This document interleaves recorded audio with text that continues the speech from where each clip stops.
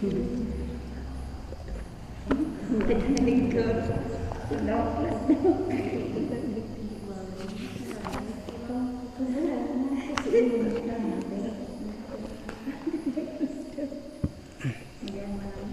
syarat jumaahan eta tah. Ari syarat jumaahan hiji kudu ngalakonan dina waktu zuhur pisan memeh ba'da zuhur kenging dua kudu dikhutbahan kudua kali khutbahan dina memeh jumaahan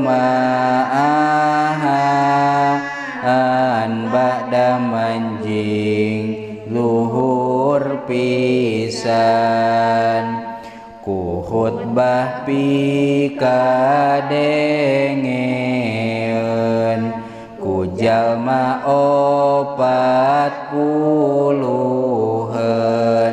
khutbah anu lalaunan eta mahan teu disahkeun tilu kudu disolatan jum'ahna diberjamaahkeun ku jalma 40 teu kacik lamun kurang kaopat tengah barengan rejeng Jum'ah anu sejen nah hiji pangjumaahan lamun bareng batal pisan.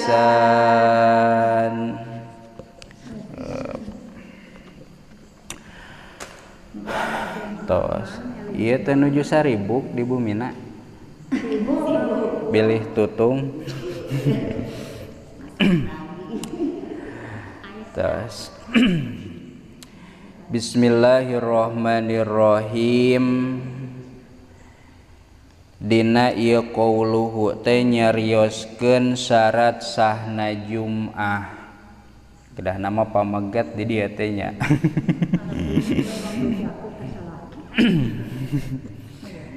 Wasartuha ari syaratna jumaahan syarat sahna Jum'ah jadi na jumaahan teh ngagaduhan syarat lamun ieu teu aya salah sahijina maka jumaahanana teu sah. Tadi dia syarat sahna Jum'ah teh aya 4. Mana nu 4 teh al awwalu waktu zuhri. Nu kahiji salat Jum'ah teh diadegkeunana dina waktu lohor. Waktu lohor ulah dina waktu asar. Ulah memeh lohor. Lohor jam 12 ari jam 12 kurang 5 menit dibatur geus aya nu adan nurutan we tah heg teu naon can dugi kana waktu lohor maka teu sah jumaahanana. Teu kenging tuturuti bisi jam nu batur gancang nya. Nu batur matos lohor nu urang encan. Ari laun mah sae nya datos lebat waktu.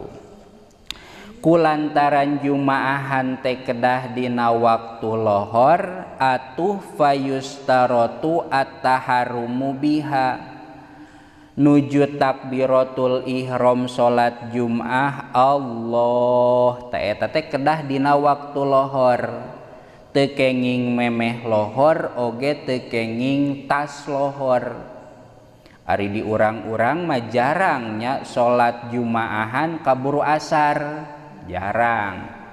Paling oge can lohor geus Jumaahan ta paling oge kitu nya.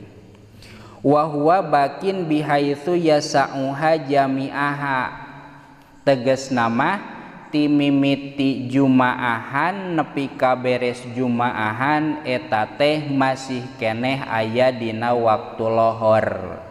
Waktu zuhur nya di urang mangan zuhur teh naon? Lohor. Sanajan teu aya tina kitabna ngan ngarti lamun lohor teh eusina mah zuhur. Kumaha ye lamun teh mah aya gambaran Jumaahanana teh kaasaran, ari di urang mah moal mungkin nya. Duka di mana ieu mah baheula meureun jauh ka masjidna. Ti dieu ka Tasik. Falau doko anha bi alam yabqa minhu mayasa'u khutbataini wa rakaataini ahroma al-qaumu bizuhri. Contoh di urang lamun ieu mah nya da moal ieu. Kan Jumaahan teh kudu dina waktu lohor. Ayeuna tarohlah asar teh jam 3. Ari jam 3 kurang 5 menit urang kakara ngamulai Jumaahan. Contohna teh tah jam 3 kurang 5 menit berarti waktu lohor sabaraha menit deui?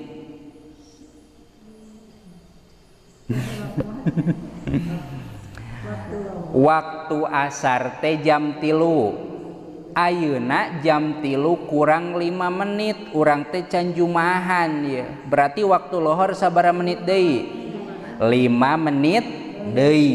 Tah gitunya. Amih nyambung.